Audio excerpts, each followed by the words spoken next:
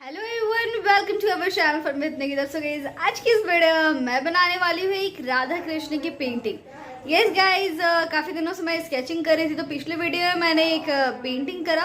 मतलब पेंटिंग क्या, water colour painting नहीं थी, ऑयल पेस्टल के थ्रू पर मैंने पेंट करा। और आज की इस वीडियो में भी मैं एक ऑलरेडी मैंने स्केच बनाया हुआ था, उसकी मैंने जेरोक्स किया और अभी मैं इसे कलर करने वाली हूँ। सो देखते हैं क्या रिजल्ट मिलता है, कैसा बनता है। अभी कलर कॉम्बो का उतना ज़्यादा एक्सपीरियंस नहीं हुआ है, सो दैट्स वाई हम लोग प्रैक्टिस भी कर लेंगे और हमारा चैलेंज भी चलता रहेगा। सो चलिए इस वीडियो को स्टार्ट करते। वीडियो चलिए प्लीज लाइक जरूर कर दीजिएगा, चैनल पर नए आए हैं सब्सक्राइब पर घंटी को जरूर बजा लीजिएगा।